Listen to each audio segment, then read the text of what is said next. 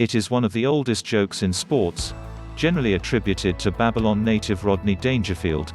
I went to a fight the other night, and a hockey game broke out. But you do not hear that one much anymore, and younger sports fans might not even get it. Hockey has come a long way in recent decades, from the depths of the Broad Street Bullies of the mid-1970s to a kinder, gentler world in which skill and grit exist in pleasant harmony, mostly minus the mayhem. Then something like what happened at Madison Square Garden on Monday night comes along, and while avid hockey fans understand it is an anomaly, the rest of the world reverts to its hoary default opinion of the sport. That is why what the Capitals' Tom Wilson did to the Rangers demands a swift, harsh penalty from the NHL.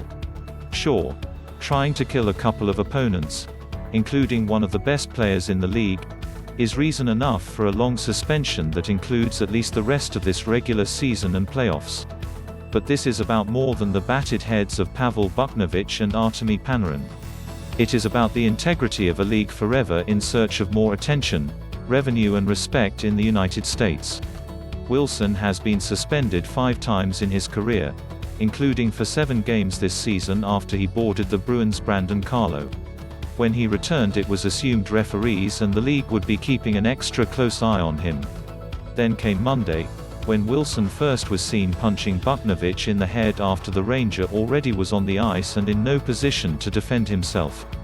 After dispatching Ryan Strome, who tried to intervene, he then flung Panarin to the ice by his curly hair, at which point he was penalized for 14 minutes, but not ejected.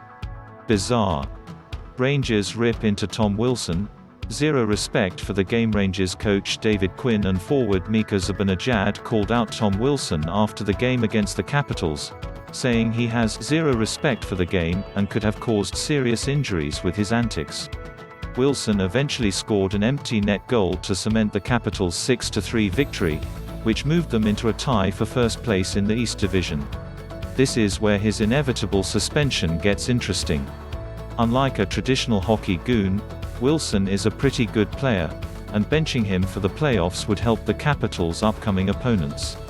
One of those playoff opponents could well be the Islanders, who would love to not see Wilson on the ice. Same goes for the Penguins and Bruins.